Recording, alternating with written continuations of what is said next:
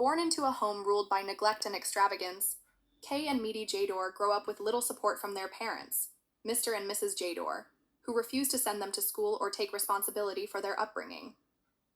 Despite the odds, the siblings fight their way out of poverty, building successful lives from scratch.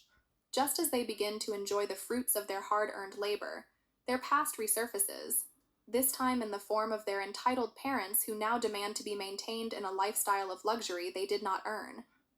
Mrs. Jador, a full-time housewife, obsessed with appearances and opulence, pressures her children to fund her extravagant tastes, while Mr. Jador, passive yet complicit, stands by her side. When Kay and Mide ask their parents to cut back and live within their means, they are met with rage, manipulation, and even hostility. The conflict spirals, drawing in their spouses and testing the bonds of family, love, and obligation. As the pressure mounts, Kay and Mide must decide how far they are willing to go to protect the lives they've built, and wage-born into a home ruled by neglect and extravagance. Kay and Mide Jador grow up with little support from their parents, Mr. and Mrs. Jador, who refuse to send them to school or take responsibility for their upbringing. Despite the odds, the siblings fight their way out of poverty, building successful lives from scratch.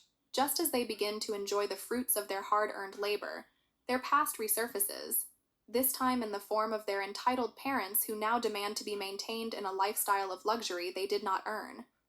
Mrs. Jador, a full-time housewife, obsessed with appearances and opulence, pressures her children to fund her extravagant tastes, while Mr. Jador, passive yet complicit, stands by her side. When Kay and Mide ask their parents to cut back and live within their means, they are met with rage, manipulation, and even hostility. The conflict spirals, drawing in their spouses and testing the bonds of family, love, and obligation.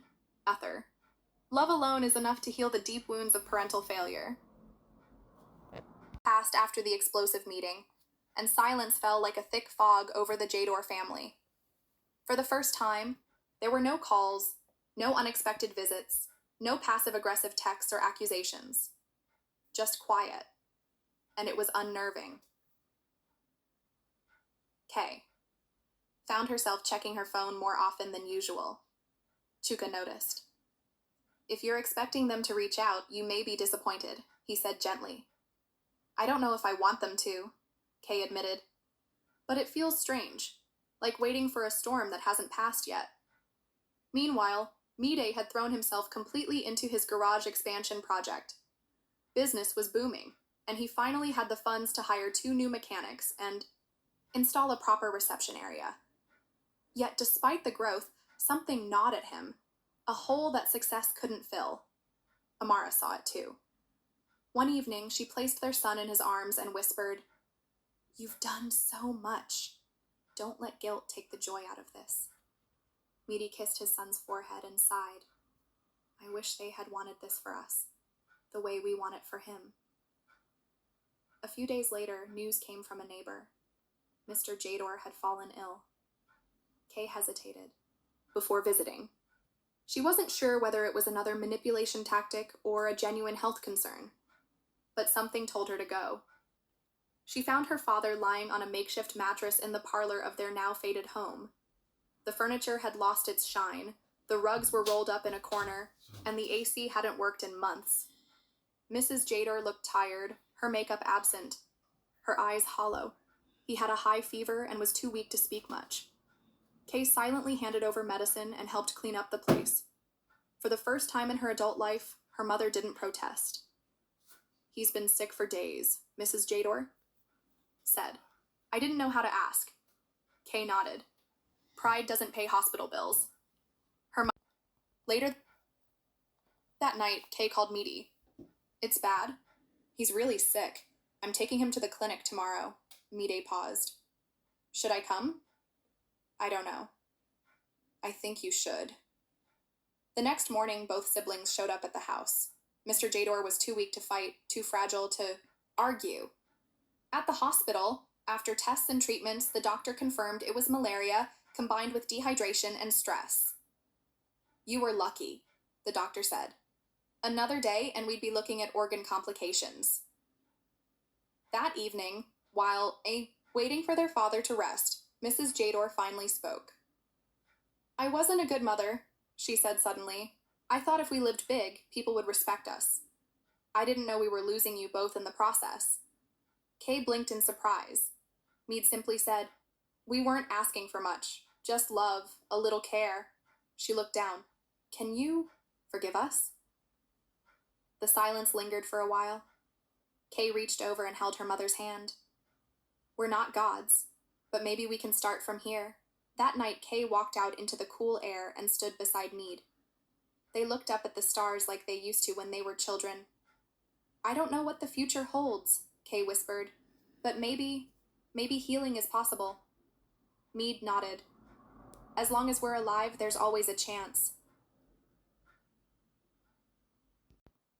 Mr. Jador remained in the hospital for several days, slowly recovering under the care of Kay and Mide.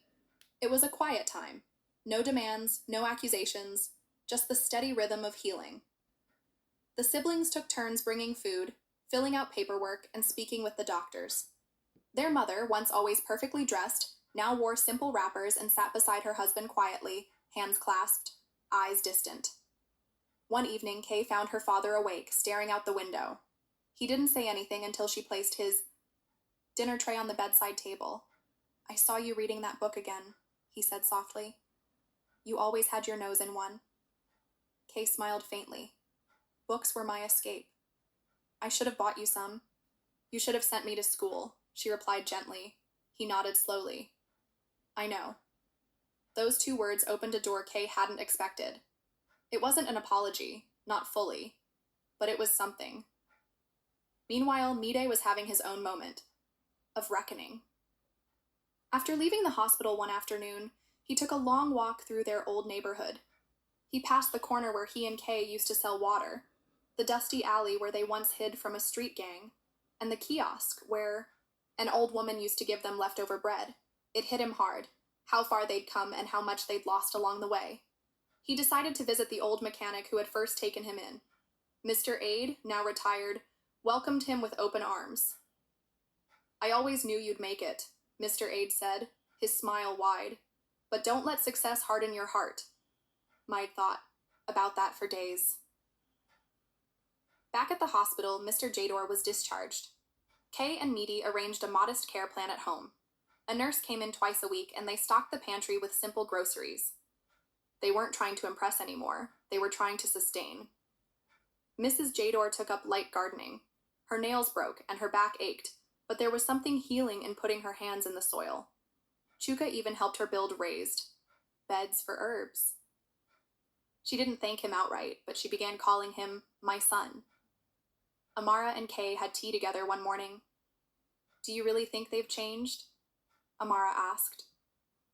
"I don't know," Kay said, "but I know we have. We're no longer afraid to say no. That's our power now." The next family dinner was quiet, almost awkward, but there was no shouting, no demands, no tension. Halfway through the meal, Mr. Jador cleared his throat. "I want to make a toast." Everyone froze. "To my children," he said, "who became everything we were too blind to help them be." There were tears that night, soft, private ones. Not every scar was healed, but the bleeding had stopped. After everyone had gone to bed, Kay stepped outside.